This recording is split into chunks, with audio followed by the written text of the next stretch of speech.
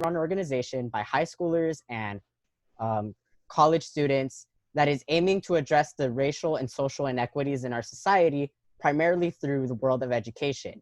We have 6 proposals that we're aiming to send to school districts across Ventura County, each in different facets of the world of education, that we're hoping address these concerns and provide students of the 21st century with an education that is more accurate of what is needed today in our rapidly culturally diverse and more global society as we're all becoming more interconnected. So after this panel, I really encourage everybody to check out our social media pages, which are on Instagram, Twitter, and Facebook, along with also checking out our website at justiceintheclassroom.org, where we have these proposals, where we have resources for community members to access. And then this discussion itself will be posted on our social medias at a later date.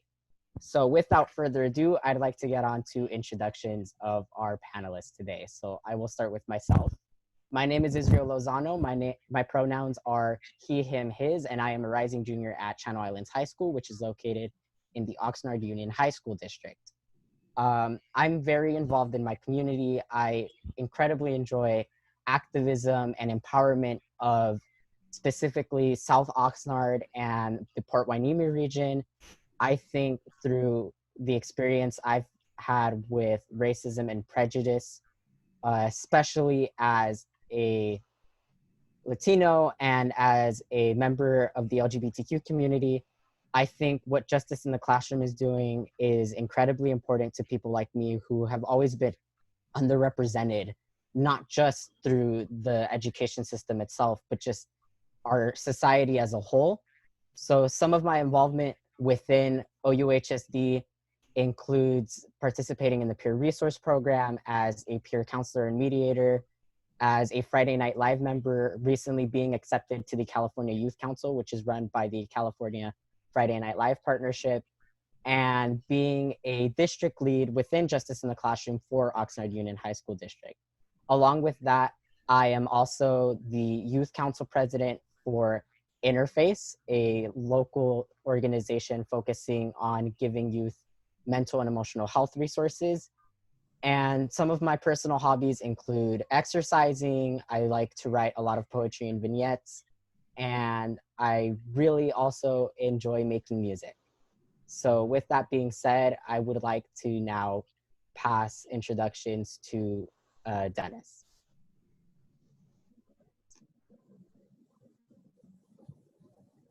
Dennis, you're muted. I'll try again.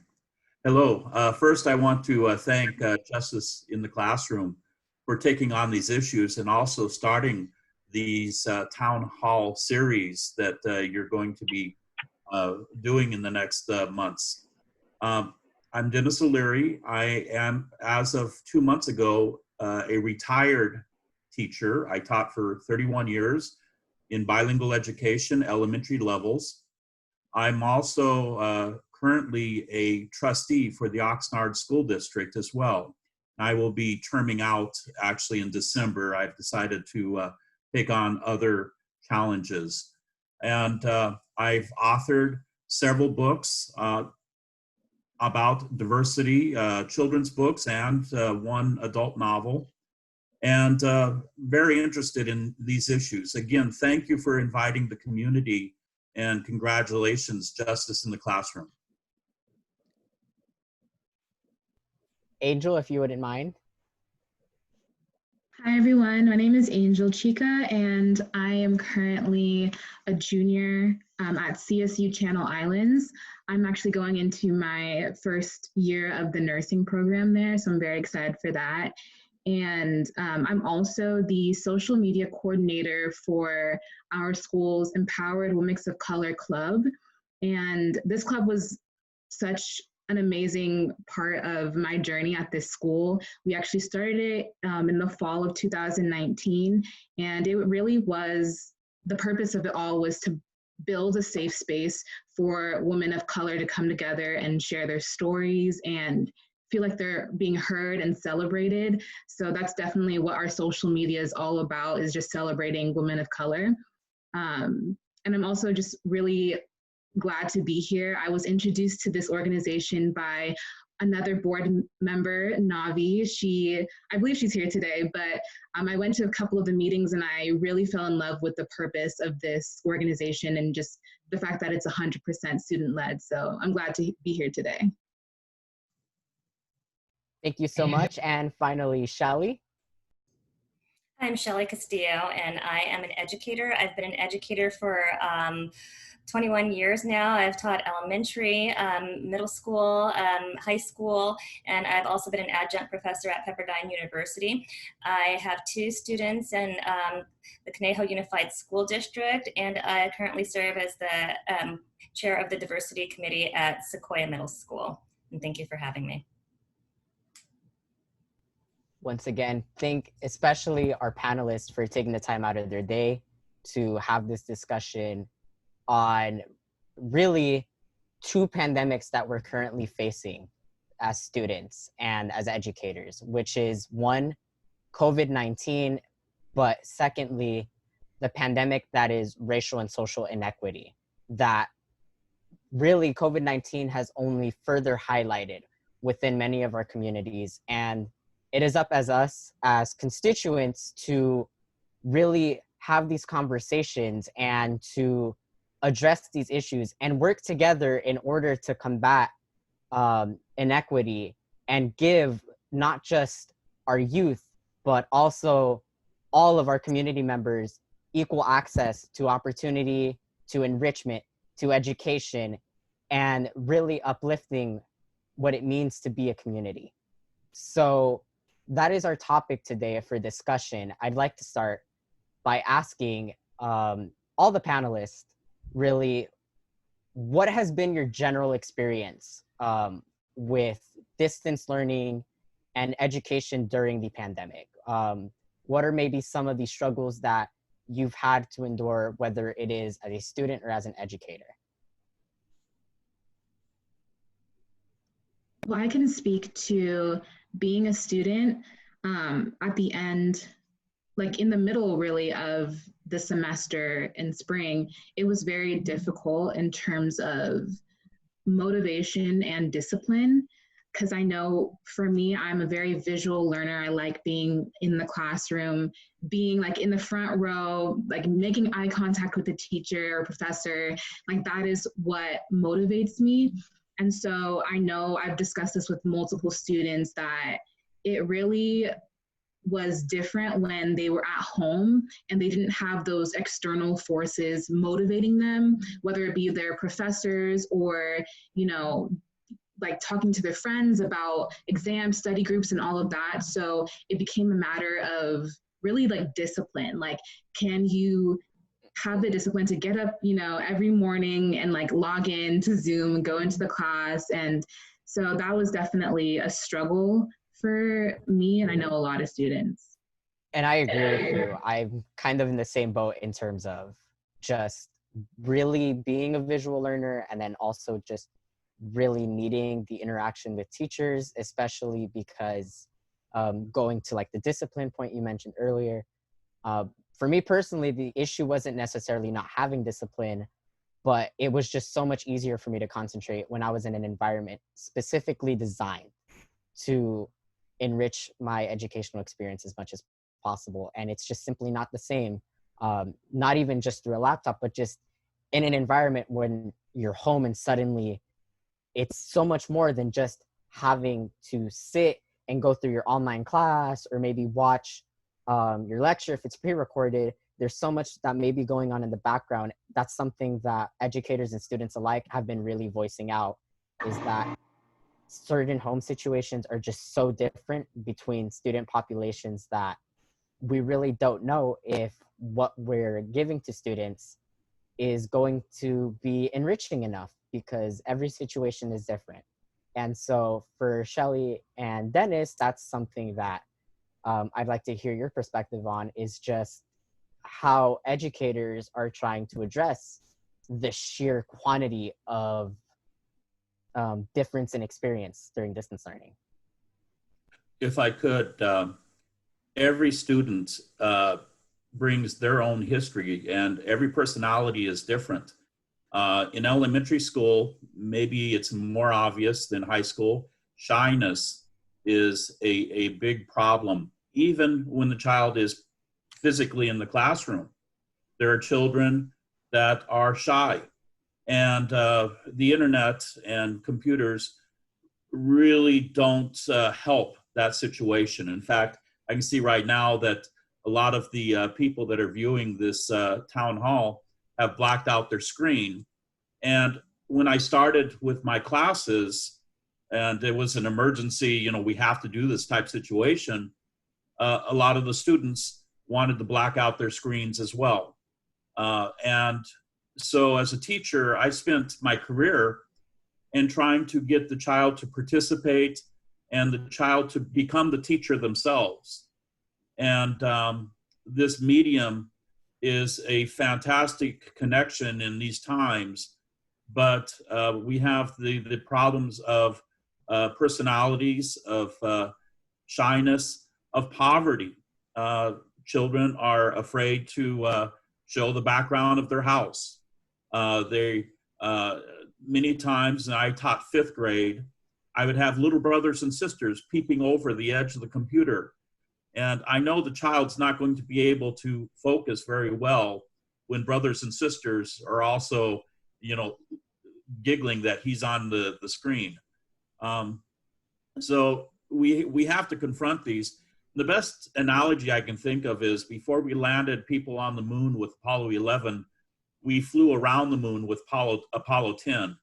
And I think the end of last school year was Apollo 10, and now we're going to be landing on the moon.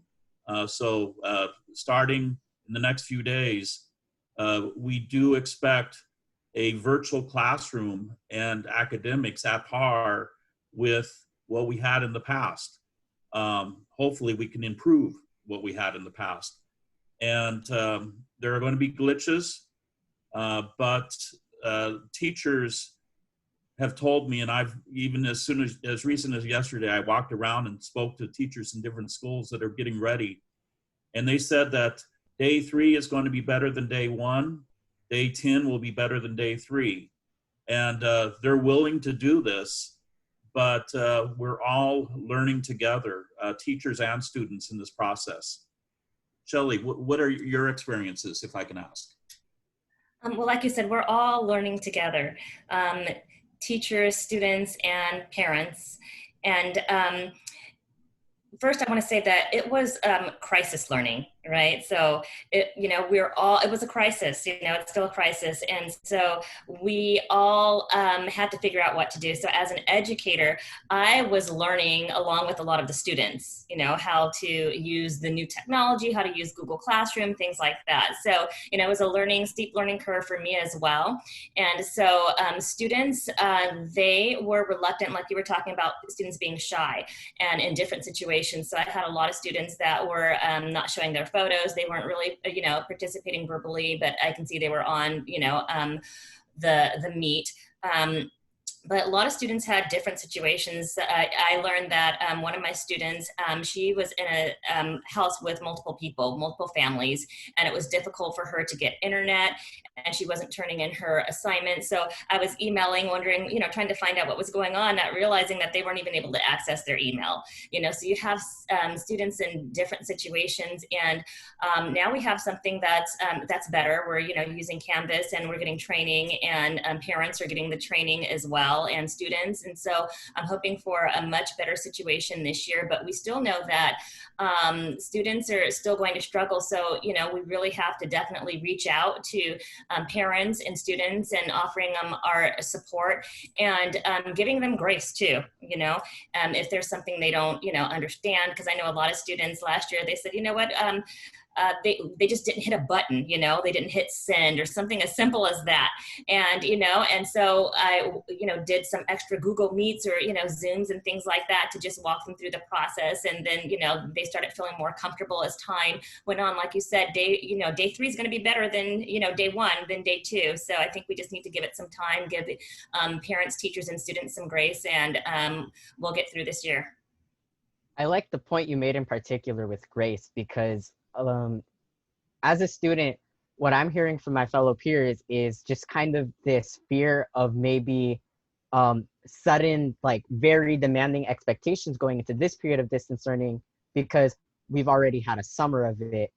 But when speaking to other educators, and from what I'm hearing between you and Dennis now, is that there's still going to be some of, if not in completely identical leniency with how work and how just meetings are going to be handled, because we don't know if the situation has gotten any better for students. And Angel, if you want to add to this, I just think it would be unfair.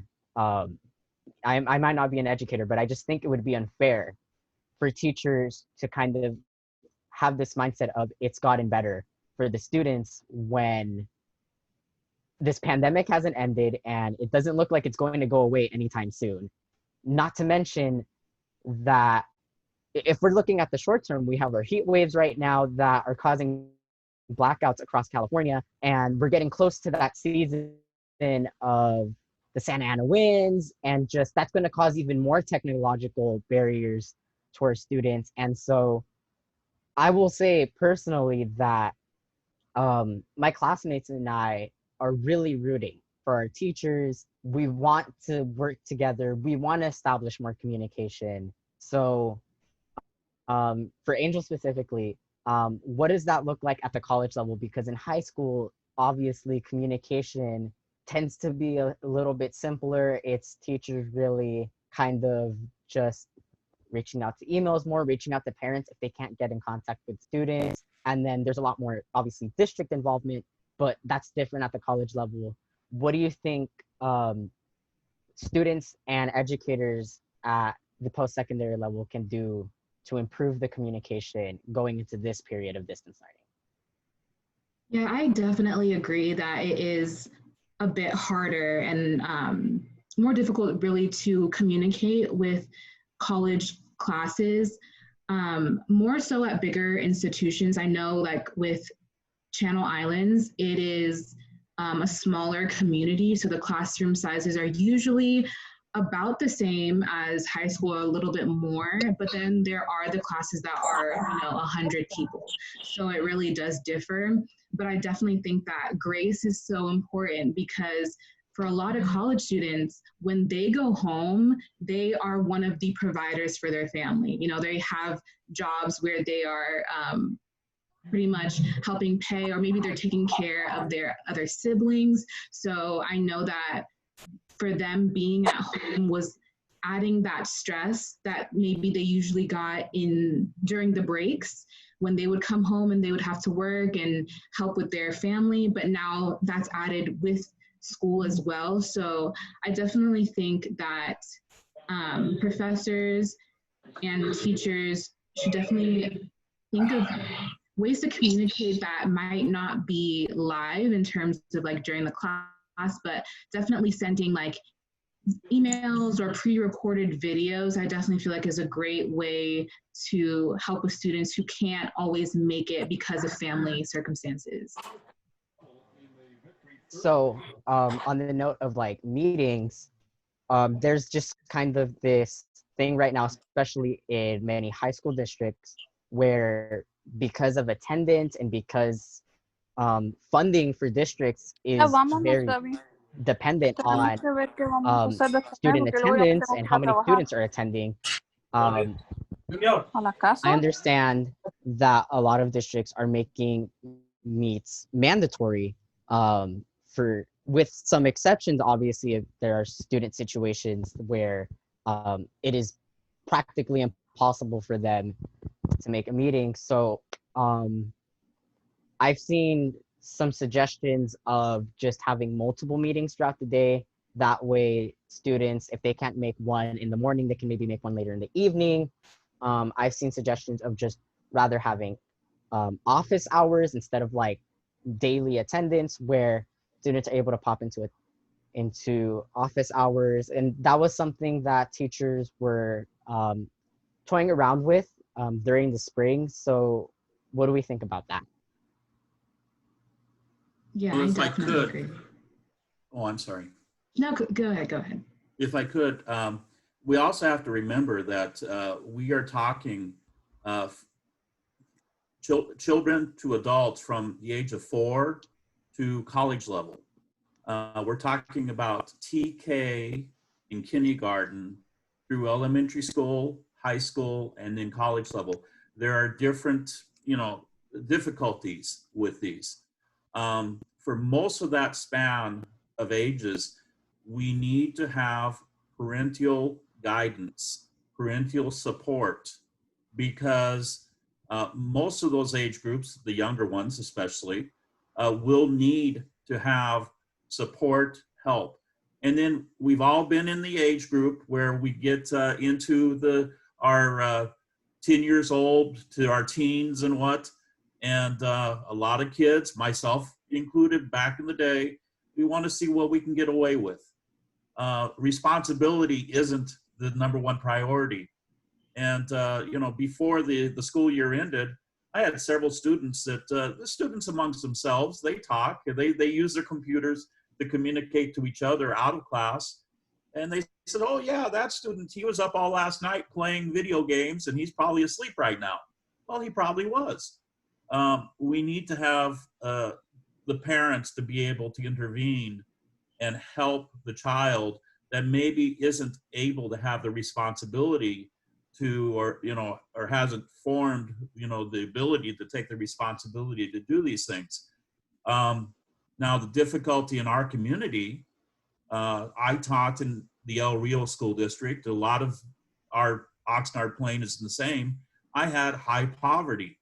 Both parents are working. Both parents are working 10 or 12 hours a day. And even in the best of circumstances, quite often the children are raising themselves. God bless the parents, but they're at work and they're tired. School was a way for that child to have the security and the safety and hopefully modeling of the responsibilities that they needed to do on their own. Now we have many children who are at home by themselves.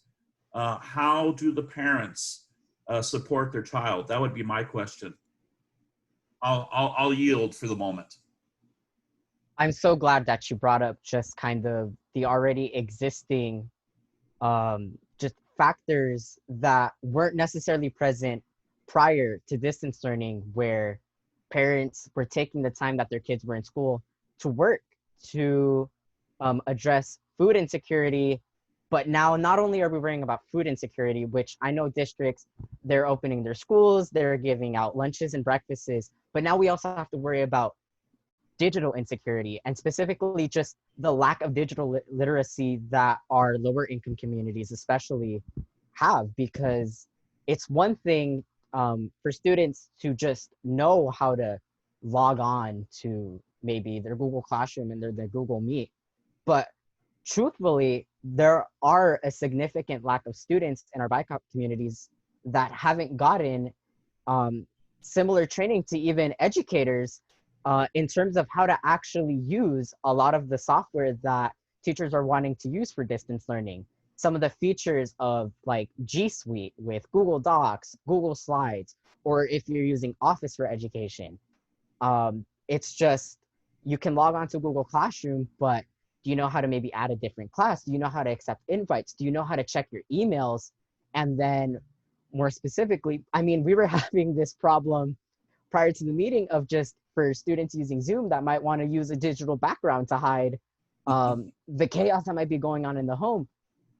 Are they taught how to do that? No, because this happened so suddenly that students already who may have struggled with technology or were just getting adjusted to it suddenly got thrown into a situation where if you were not proficient, you were going to struggle. And that just makes the achievement gap between certain student populations that much larger. The challenges are greater now. Yes, it is. And I would like for you guys to kind of add to that if there's anything I might have missed. Well, I know in CVUSD, my students are there, my kids are there, and I know I've been doing some research as part of the diversity committee at my daughter's school, and I found that well, actually not over 30%, but over half of the Black students in CBUSD did not meet or exceed the standards in math and English language arts. Same with the Hispanics as well, and so those gaps were already there, right? So now it's going to be even worse for them. And so I'm wondering what measures were set in place already, because I also read in other areas like Tennessee, for example, they recruited about 1,000 college students to tutor the K through 12 students. And so I'm hoping that something like that was set in place in our local schools, because we know that, you know, there's a lot of students that need help. We know that there's a lot of students that are, like you said, raising themselves. They're at home and maybe they don't have, you know, that parental support, and they don't have that extra, you know, the tutoring happening. So they're going to need that. So I'm just hoping that the marginalized students, the underrepresented students, they're at the top of the priority list, or they have been at the top of the priority list, knowing that this was most likely going to happen. So I would love to hear from, you know, our local schools as to what measures they put in place already to help our students so they won't even fall further behind. And on the note of like the statistics you brought, I mean, that's shocking to me, honestly. Just around 30%, that is a scary number in my eyes. But in terms of like the efforts already put in place by districts across the county, something that like I want to personally mention for like our marginalized communities is just, I don't want to ask, are we doing enough? Because it might sound biased, and I'm not trying to be biased, because I find that our districts are doing enough. I find that the district I'm in currently is doing their best, and I am grateful for the work that our educators are doing, but what more can we do to address digital insecurity? And I'm looking at the chat, and I'm looking at some of the present measures and maybe future measures that districts are wanting to initialize in order to address that achievement gap, because that's super important, especially with the question mark regarding what state testing is going to look like this year, because we have no idea. And so do you think that districts should, or for Angel specifically, like colleges, university systems, do you think that there should be more emphasis this year on partnering with like local organizations and local community establishments, and having just more hands that may be outside of districts, but just working something together to get as many hands on deck as possible? Yes, 100%. I feel like we definitely need to work with local organizations or be building that within the school system already, initiatives. For instance, I saw on social media that a school district was having a free school supply giveaway, and it was going to be a drive-by event. And so I thought that was a perfect way of getting students the materials that they need in a way that is protecting themselves, you know, in this time. So I definitely think that we can come together as a community, as a school, to help those that are a part of marginalized communities. And we can also reach out to organizations. Another one that I know of is the Together We Rise Foundation, which is basically a foundation that helps the kids that were aged out of the foster care system and didn't really have anywhere to go or school materials. And so I read up on that foundation, and I thought that was a great way for, you know, students to get the help that they need, and for other schools to partner with them as well. So these are all things that need to be brought to the administration, I believe. Dennis, Shelley, anything you want to add? Yeah, in fact, yesterday, and we talk a lot about teachers, but yesterday I went to 3 schools that are preparing, and these 3 schools each had tables in front of the school, people driving up, sometimes walking, up in lines with social distancing to pick up their iPads and their books and materials. And classified employees, God bless them. These are the people who basically make the school run. We always talk about teachers in schools, but there are many more people than So teachers. many more. And so the supplies are being given out. As was mentioned earlier, food is still being offered to anybody under the age of 18, even if you don't belong to that school. If you live in that area, please go and you can pick up food on a daily basis. But so those things are there. The inequities, though, of, we're talking about Wi-Fi accessibility.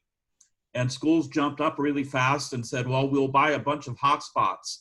By the way, these hotspot devices before the pandemic were about $35, $40 each.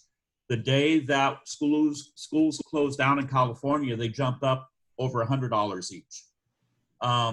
Schools have taken that, they've bought these devices, but I've mentioned this in past years in the political side of education as a trustee, that as a community, we need to have a universal access to Wi-Fi.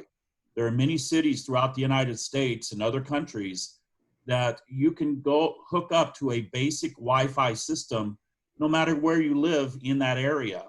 And in our community, that would be a great service to us.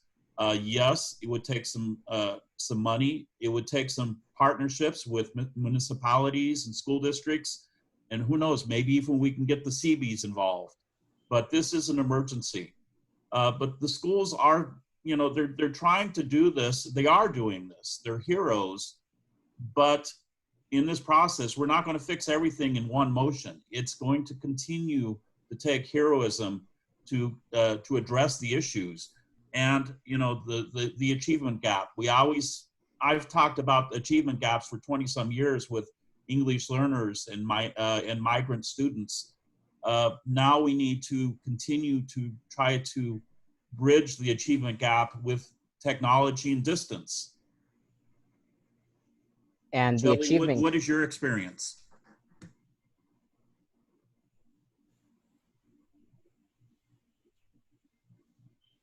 I'm sorry, was that Shelley? Yes, I'm sorry. Yes. Oh, okay. I'm sorry about that. Okay. Well, I think that partnering is just so important. And when you think about it, we have so many, we have, Pepperdine, we have CLU, we have Moore Park College, we have Cal State Channel Islands. We have a lot of colleges that we can reach out to. We have a lot of organizations that we can reach out to as well and just pull this together for these students. I feel like there are, again, a lot of students that need the assistance. And like you said, teachers are, we're the, heroes, and, schools are doing so much right now. But we do need all hands on deck. We need to reach out to all these other institutions that are willing to help us, right? And we need to come together and figure out what we can do, how they can help us in our educational endeavors. And we do definitely, again, need to focus on those underrepresented students. We really need to start there and focus on them because, like you said before, this pandemic has really shown us a lot of gaps, income, education, and we know that a lot of Black and Brown students are the ones that are suffering a whole lot here and will continue to suffer if we do not get something together in place for them quickly.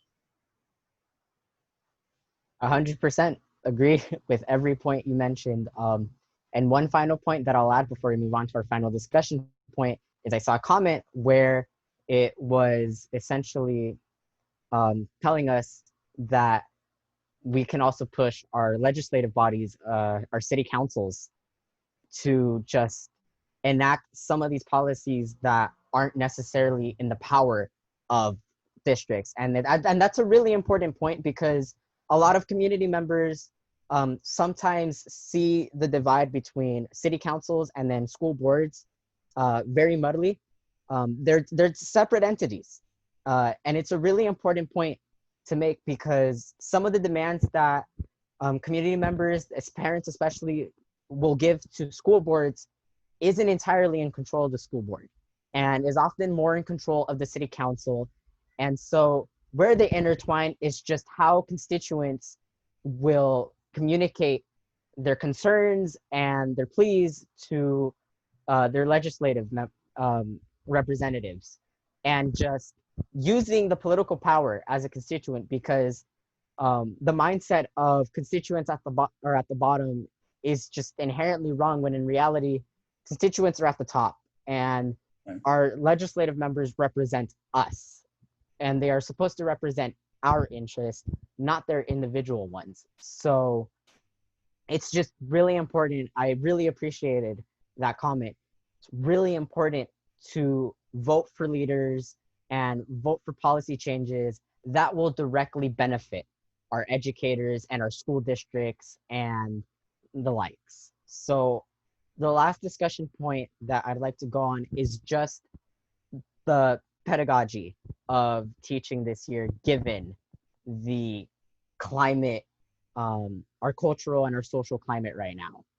So my first question will be to Angel specifically, and it's just going from high school into college, did you experience any sort of just culture shock with maybe classes that you took that really opened your eyes to some of the systemic issues that BIPOC people faced in our nation? Or maybe just another example is like maybe microaggressions you were participating in that you were completely unaware of until you went into an institution where there was a lot more diversity.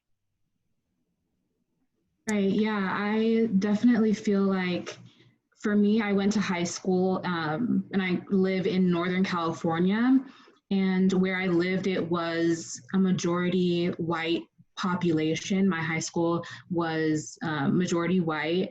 And so I realized when I went to school in Southern California, the many privileges that there were and the things that I was blinded to when it comes to the disparity in of race. Like when it comes to how Shelley just mentioned, Black and Brown students being disproportionately lower and doing a lot less well when it comes to other things like that. So I wasn't as aware of that. And it wasn't until I joined my Black Student Union in high school where I really was made aware of these things that, you know, are affecting our community and our state. And so, yeah, definitely the transition to college was an eye-opener. As I said, I'm one of the board members of Empowered Women of Color, and really just hearing the stories of other women and seeing, you know, how race is so tied into education is, you know, it's insane, because really there are so many things that can push us forward or keep us back just, you know, because of race. And so I definitely feel like when we go back to school, professors and teachers need to address really the atmosphere of race in our country right now. And that's something that just cannot be pushed under the rug. And I agree with that. And from the high school perspective, living in a community that's very predominantly Hispanic, and then also having a very fair population of students of Filipino, Korean, and Chinese descent, definitely the kind of initial shock of going to high school where suddenly there were students who were Black, there were students who were of different ethnicities and races. I kind of lost track there, but that was first an initial shock. And then a privilege that I'm aware of is just the fact that I've been able to get opportunities to just network more and meet more students of different backgrounds. And so that's only opened my eyes further, but I know I'm in a minority group in that, in being involved in so many things, to actually have the opportunity to see those things. And not every student has the same opportunity to engage in those things. Not every student has the time to engage in some of the long-term commitments that I'm able to engage in because of some of the issues we mentioned at the very beginning. Students having to work to sustain their families, students having to babysit their siblings and support their parents, work with their parents even. So for Dennis and Shelley specifically, it's kind of a two-parter question.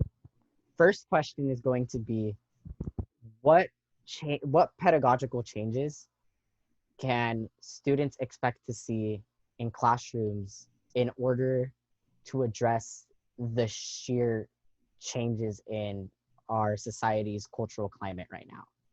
And then what are you seeing that districts are doing in order to provide teachers with better opportunity, better training in regards to race in the classroom, institutional racism, and prejudices that teachers may be holding that they're unaware of? Well, I'll start by saying that unfortunately, we haven't received any kind of bias training, which I would like to see. I mean, I grew up in this community, live in Thousand Oaks, and so none of those things were ever mentioned. And even now at my children's schools, at the end of last year, before the school year ended after George Floyd, nothing was mentioned at all about that situation or systemic racism, which I was disappointed in that, because there's a lot of lessons out there that I saw, a lot of documentaries, a lot of great things that could have been used to address these things, but they weren't. We haven't received any kind of training, bias training. There's been no push to even address this in classrooms at all. And but I know for my daughter's school district, CVUSD, in their school district, I know that they've, the students, or not the students, but the parents and they've been given some information, and this teachers have been given some training on bias and race and equity. So I'm pretty pleased with that, and hopefully that'll translate into the classroom. And so my diversity committee, we've actually given the staff, and we've shared some resources with them on just different lesson plans on race and equity that are free, and they're great resources, and they're ready to use, and hopefully the principals and school administrators will actually encourage the teachers to use them. They will give students, and I think from different backgrounds, a voice. And again, my daughter, she has mentioned several times, she says, you know what, I don't hear anything about people of color in my classrooms. And it's just shameful, because I teach her at home. We teach her at home. We come from a multicultural household, and Black Hispanic. And so we make sure that our children know about the contributions, not only of Black people and Hispanic people, but, Asian Americans, Native Americans, and because they're not learning that in school. And I don't know what push the schools are actually going to make, but I want to encourage parents even at home. There's a lot of resources that are available right now. So if your kids aren't learning about it in school, then you teach them at home, because that's where it really starts. I have to say that in training, and I kind of pride myself that I spent my career trying to push the limits. I remember a little over 20 years ago getting permission to talk about Cesar Chavez in a junior high school classroom. And I was allowed to teach it for one day. And that day, the principal had to sit in the classroom to make sure that I didn't say something that was too radical. I survived that day. A few years later, I was teaching actually in Santa Paula at the time, junior high, and I had the opportunity to have a visitor to the classroom, Nobel Peace Prize winner Rigoberta Menchú from Guatemala. And unfortunately, she was not able to, she was in LA, she was not able to come. Parallel to her not being able to come though, without her knowing it, I was told by the school district that I was to uninvite her because she was too controversial. And my response was, heaven help you uninvite a Nobel Peace Prize winner to the school. I've taught the last several years in El Rio. Cesar Chavez lived in El Rio. He lived on Alvarado Street in the late 50s. I know the family, I know his wife. I never met him, I spoke to him on the phone. But he started his movement here in Oxnard. And why is it that when I'm standing in front of 30 Latino students who many of their parents work in the fields, they don't know about this famous hero? We have Mixteco students in our community who have, I guess you can say, just come out. They've always been here. But unfortunately, even in Mexico, there's racism. And a few years ago, I had a few students come to me, high school and college students, with a piece of paper in their hand. And it was a proposal for a school districts to adopt the policy of no me llamas Oaxaquita, don't call me little Oaxacan. And the school districts all passed this, but in the process, the community, the Mixteco community, the students, I started actually hearing them speak Mixteco to each other in the classroom. They didn't want to do that before because not only English-speaking teachers, but even Latino teachers who spoke Spanish disparaged upon them.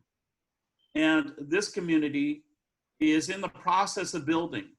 Now, my kids come to school, and they came to school knowing what happened to George Floyd and the other people in America. And they connected with this. You can say, well, those were African-American victims, civil rights leaders, and it's Latino students and Anglo students that are telling you, asking what's going on. But they made the connection as well. Students know what's happening in the world. They see what's happening in the world, but they want some clarity. They want teachers to try to explain, why is this happening and how can we make it better? One suggestion that I have, and there used to be a TV channel on the internet called Channel 1, it's no more. CNN has a program called CNN 10 that is 10 minutes of news that is directed towards students. And teachers do have the possibility to do this. Now, they have to stick with the curriculum, but there are ways of putting social and normal everyday events in the news into that curriculum as well. And we need to make an effort, whether it's through the internet or whether, eventually we're going to have students in front of teachers physically in classrooms. We need to address that, and we need to make sure that our curriculum isn't antiquated with the news of the fires going outside the room. Cesar Chavez marched in front of my classroom, yet my students don't learn about him unless I take it upon myself to teach it about it. Well, and to add to that, I was privileged to meet Dolores Huerta in February at a Mexican American Bar Association event. And so I was very excited. I went to school that Monday, and I told some of the students, I said, oh my gosh, guess who I met? I met Dolores Huerta. And they said, who is that? And I thought, exactly. Oh my goodness. And then, you know what, I'll tell you the saddest part is I told some, school officials, I met Dolores Huerta, and they said, who is that? And I thought, oh my goodness, school officials don't even know who Dolores Huerta is, And so I just thought, wow, we really need to do a whole lot better. And I also wanted to mention this as we talked about, and you mentioned microaggressions as well. And I know a lot of students, they are Black and brown students, especially a lot of Black students in these areas in Ventura County. They receive a lot of microaggressions. They're on the receiving end of a lot of microaggressions. And I think that, and just flat out racism. And I'll tell you, I'll be honest with you, my daughter, she told us, my husband and myself, you know what, I'm not happy about this pandemic, at all. But she said, at least I don't have to go to school and hear the N-word, and which was heartbreaking for me, you know. And I thought, wow, oh my goodness, you know, this really does need to be addressed, because you know what I mean, especially after George Floyd, you know, I mean, a lot of Black people and Black students, you know, we're feeling the burden of this moment, you know, and it's been very, very difficult. And I'll tell you what, you know, I really am thinking, well, you know what, at least my daughter doesn't have to go back to school and hear that, you know. And so, you know, those things really do need to be addressed. And, you know, where is the support for students that are on the receiving end of microaggressions? So where's the, you know, where's the help for them? Where's that support? And where are the culturally competent mental health professionals that are here for them and families that are going through things like this?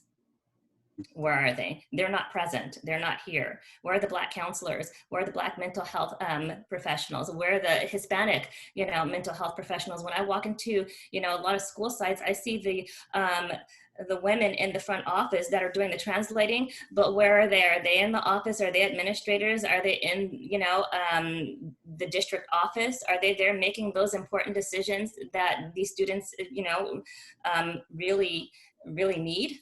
So those are some things that, you know, I really think need to be addressed as well. So this pandemic has, you know, brought out a whole lot of issues that are already there. And so I think we really need to, you know, make sure that that we speak up for our marginalized students. We continue to do this. It couldn't have been said any better. I know I will end off on this note before we go into our Q&A session. But as a student, I will say flat out that I'm tired of having to go out of my way to get perspectives that I should already know, to be more culturally aware, to learn especially about my own history, both as a Hispanic community member and as an LGBTQ community member. I find it unfair that I am never taught these things, that I have to learn it myself. And then when the microaggressions start, when the mental health experiences start, I have little to no awareness on where to even go, who to even approach. But we are getting better by the day.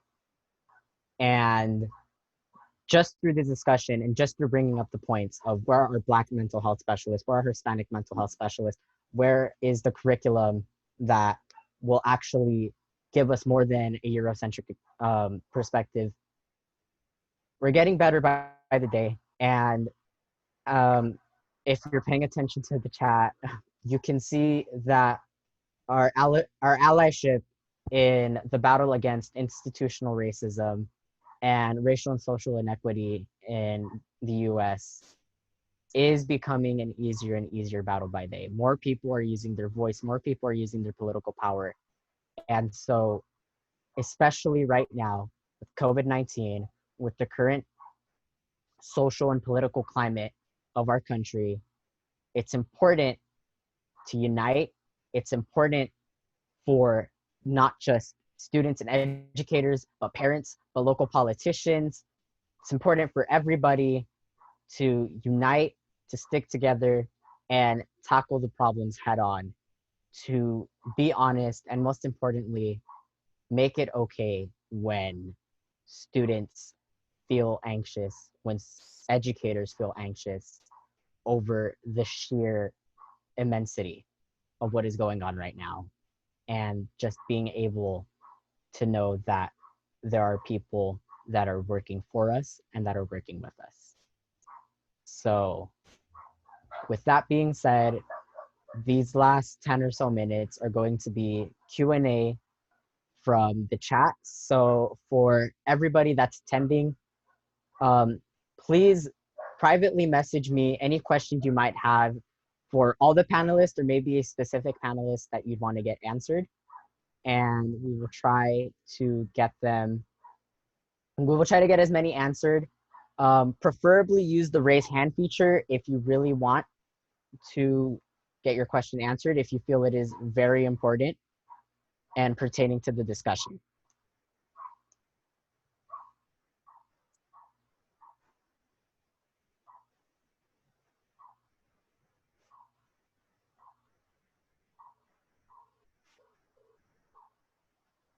again, when you're putting your questions in the chat, make sure you send them to me privately, not to the general chat. Can I say while you're receiving questions, please, parents, your child needs a certain time of the day set aside because they will have a schedule. And please find them a quiet, clean place in the house where they can put their books around, where they can write, where they can have as little distractions as possible. Very important. Would you agree, Shelley?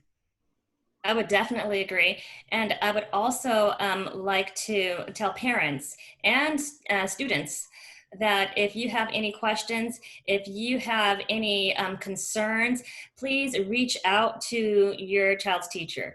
You know, reach out. We're here to help. We're here to support. Nothing is, is too little. You know, I mean, to ask. We are going to try to be there for you all. I have children myself, and a lot of teachers are parents, and we just know that this is, we've been teaching a certain way, and you guys have been learning a certain way for a long time. So this is still brand new for all of us. It's brand new for all of us, and so we're all in this together. So please do not hesitate to reach out to your child's teacher at any time. I know sometimes I was getting messages at 10 o'clock at night, and I'm sitting there answering them, and happy to do that. And so I know all of your teachers are happy to support and willing to support you, and wanting to have success for you and your student.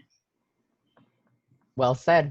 So the first question, and it'll tie back kind of to the discussion of pedagogy and curriculum that we were having earlier. Do students want to be given freedom to read books that speak to them, or do they want the teacher to choose a novel for the class to read together? So Angel, I'd like to hear your perspective on this, especially as a student. Sorry, could you repeat the question one more time? Yeah. Do students want to be given freedom to read books that speak to them, or do they want the teacher to choose a novel for the class to read together? I think either option, honestly, I think is great, but I feel that the class should have a say in terms of the novel, and I think that it should be pushed for sure, that it should be a culturally competent type of novel or whatever material that it is, especially now, because again, like when you think of the history of education, it was not systemically built for marginalized people of color. It was never made for us. I mean, the first Black woman to be accepted into school, Ruby Hall, I'm sure many people know, the first Black student, that was literally, in the 50s, and she's still alive today. So we know that the access to us is not the same as, for white students. So yeah, we should definitely make sure that we're looking for culturally competent material. So I agree with that, but something that I don't know if Dennis or Shelley were going to bring up, in terms of what is able to be read in the classroom, I understand that that is a curriculum issue, and curriculum is it isn't entirely dependent on a district by district basis. We also have to take it into account what the state mandates to be taught. So I know that the best we can do right now is just push for change, and kind of in a trickle down style where we make change to the curriculum through the state. We're seeing the ethnic studies bill that's going to be passed. I think it's going to be voted on today, if I remember correctly. But similarly with curriculum, with what materials are being taught, especially in terms of books that we're reading in our English and history classes, it's really important that we as students, as parents, and as teachers push for books that are more just representative of our society as it is now. That's more representative of the diversity and inclusion that we're seeing a lot more of now. And we're getting there. There's a push for books like The Hate You Give, House on Mango Street, Bless Me Ultima. Those are books that are either present in the curriculum already but aren't mandatory, only more so supplemental, or they're just books that are in the process of maybe getting added to the curriculum soon. So the more we push, the better, because the idea of classics, which are very Eurocentric, there's a clear issue there. So, and once again, I want to thank all the attendees for the questions you guys are sending. I will get to them as best as possible, but they're amazing questions.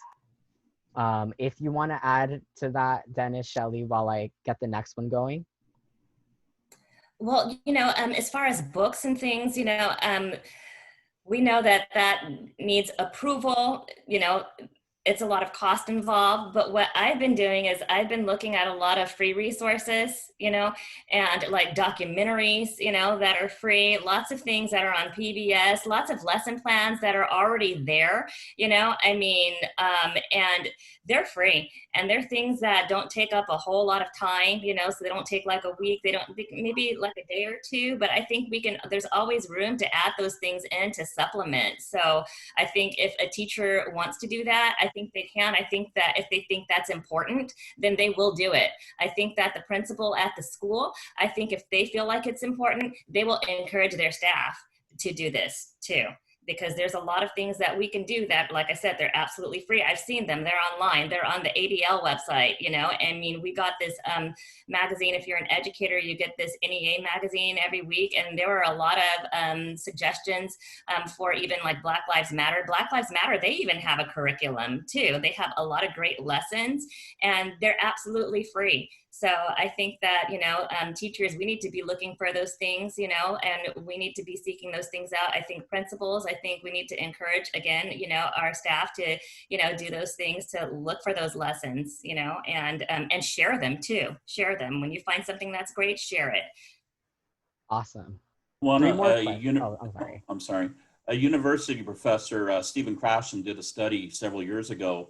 He found that the average American household has over 250 books.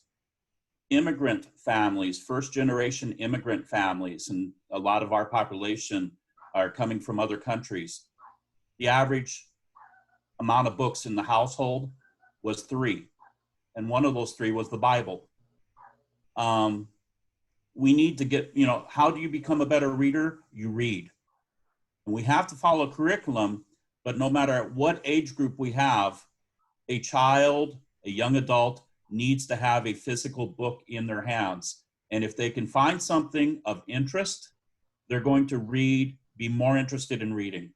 Now, computers are great, but we're still, the best way to learn to be a better reader is to read. So anything and everything. And if it's something that pertains and that can connect with the student, just the better. Yes. So 3 more questions before we end today's town hall. And the first one I'll answer because it's a very simple question. It's just, what are Justice in the Classroom 6 proposals? Our 6 proposals can be found on our social media pages and on our website. But to kind of give you a brief overview, our 6 proposals include curriculum change, releasing public reports on diversity and inclusion, along with diversity and inclusion within the educational workforce. So not just for the students, but also teachers that are being hired pertaining to teachers of color and teachers in marginalized communities. Equity training to address, like we were mentioning earlier, prejudices that educators may hold that they're unaware of, or microaggressions that they may be participating in. And then finally, reform to student punishment and disciplinary practices, because our students of color and our students in marginalized communities face higher rates of punishment, and extreme punishment at that. And that is an issue that needs to be addressed if we want to create a system of education that is equitable for all. Our second to last question. So many comments on here are that students learn in a trusting, safe environment, and parents need to help support that. But we know this is not the case for many students. They don't always have a healthy, safe, and quiet environment. So what can we do for those students?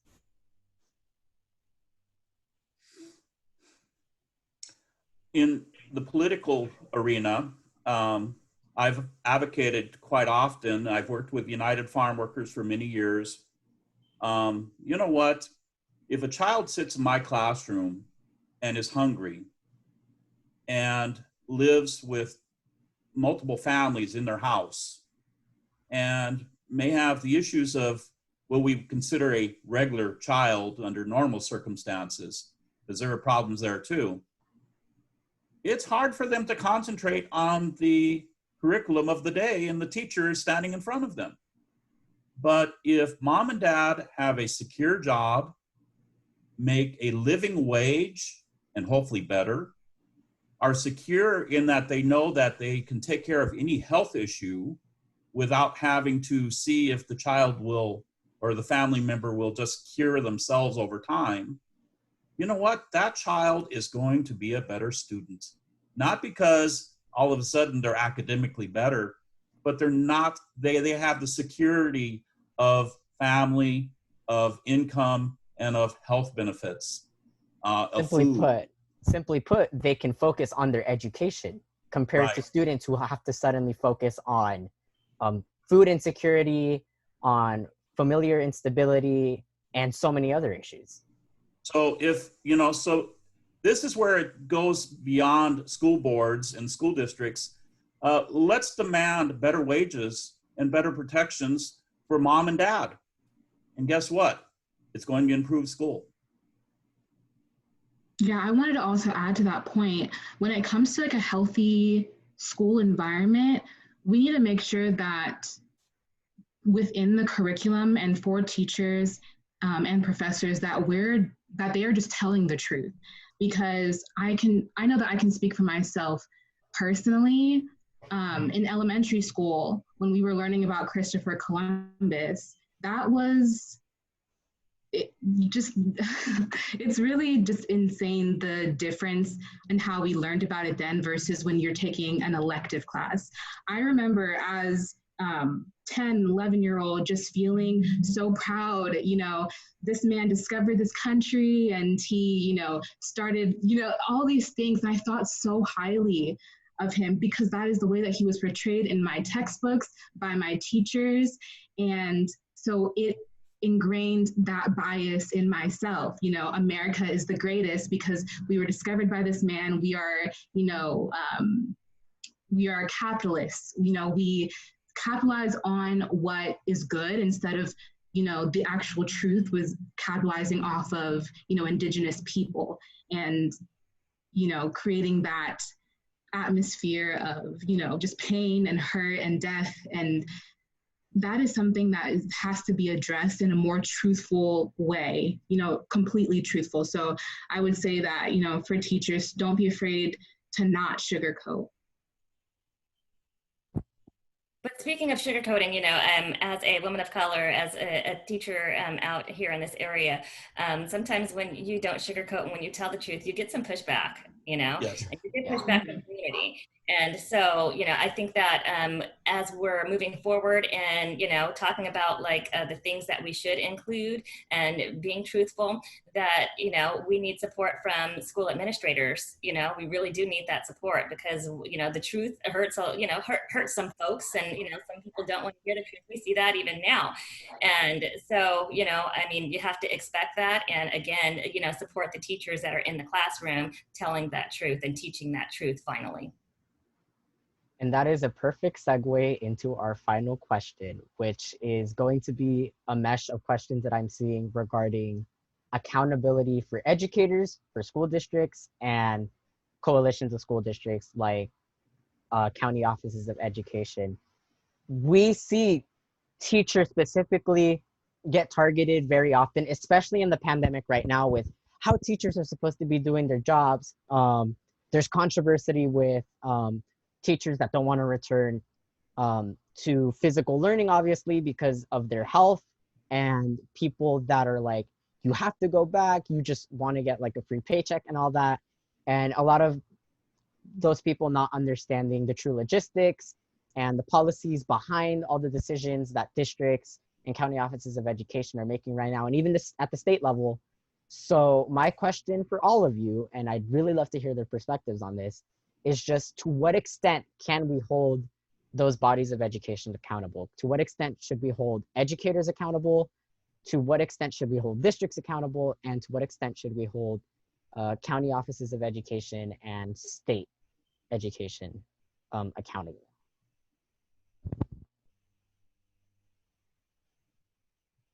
Can I say the phrase that comes to mind is hasta las tortillas son políticas. Even tortillas are political. You know, accountability should lie in every direction, and every you know. And we talk about teachers. There's administrators. You have to remember, teachers have bosses. Their bosses are the parents of the kids. They're the administrator who can truly change their job setting, and there are many other factors. So, you know, there's different accountabilities. Once this pandemic is done, I can guarantee you, in fact, these committees have already started, and most of them have included community members and parents already. There will be study after meeting, after commission to talk about what had happened. And yes, my crystal ball says we're going to find out it was a disaster and we can do better. But you know what? It's a success in that we're taking it on in real time. And it, you know, teachers are heroes, parents are heroes, administrators are heroes. And, you know, we have janitors, we have yard duty attendants, we have librarians. Everybody in education connected to this are heroes. And amongst that group, there's going to be a lot of successes, but the accountability will be self-imposed by education, by politicians, and hopefully by parents as well. There will be a reflection of what happens right now. And hopefully we will be better. Hopefully shortly we're going to be physically in classrooms, but what we're doing today with the virtual education will always be there. This will change education forever. And I hope that we don't have a Max Headroom teacher talking to the nation. Hopefully it will be more on the one-on-one level. My students knew that I didn't call my students students, I called my students little teachers. And hopefully they will benefit from this in the long run. Accountability is going to be there. It may not be a test score, but there will be accountability.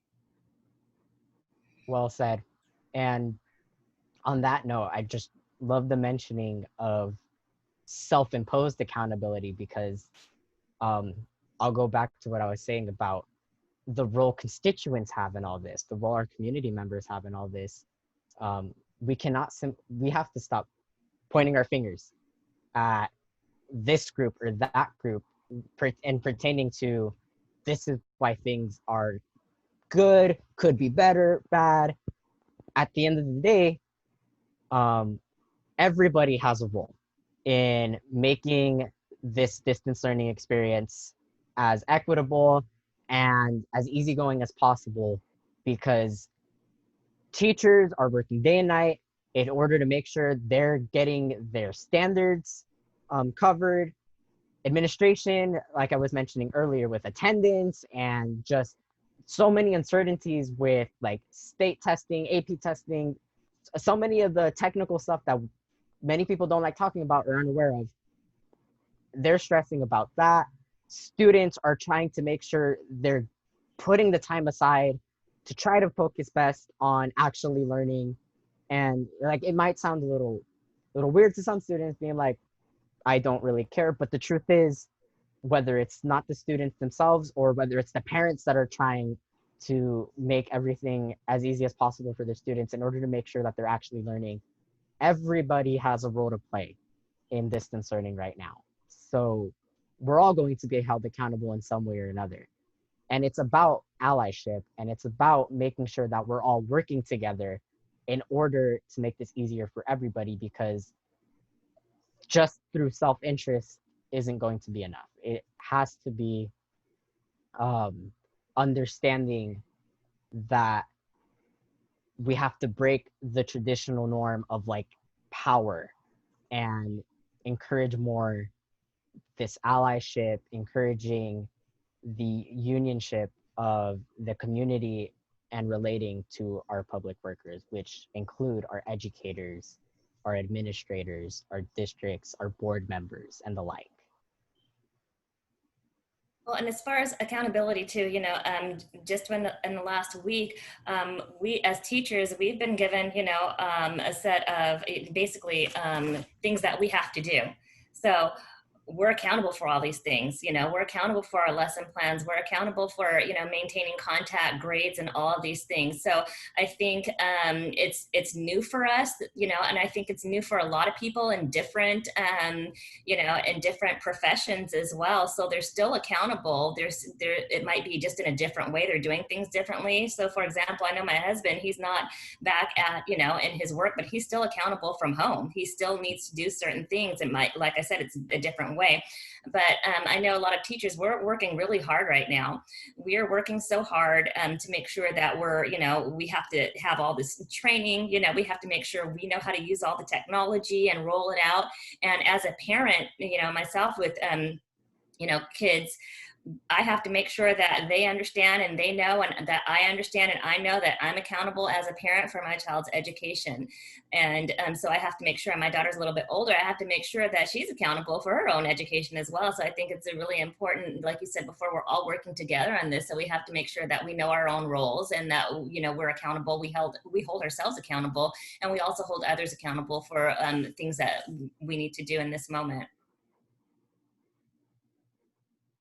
Yeah, and speaking on accountability, I just want to say for college students, now more than ever, we have to make sure that we are on top of what we are doing, because now we don't have those external forces. We are not in that classroom setting. We can't go in person with a professor to talk to them or counselors, but we have to take that responsibility in furthering our future. And that's something that has definitely been a concern during summer. I know a lot of college students are concerned for their futures right now, especially those who are graduating soon, whether it was this year or next year, and just seeing what the future will look like for them. So when it comes to professors and other students, I'd say we need to make sure that we are sharing these free online resources. And I'm actually going to share a resource right now, and it's called careereco.com. And through this website, there are free virtual grad school fairs, college fairs, and career fairs. And there are many right now that are currently happening. So I'll share that website with everybody, but just making sure that we are preparing for our futures, especially in this time. Angel, you're awesome for that. Thank you so much. Of course. If any of you want to add any final point before I pass it off to Priya to close us off for today. Anything else you guys would like to add? Thank you, Justice in the Classroom. Yeah, thank you so much for this opportunity. Yeah, I'm at Oxnard High School, and I would welcome any of you as speakers to my classes. We've had a lot of speakers, and we have a speaker series at OHS, and we have a really great campus culture.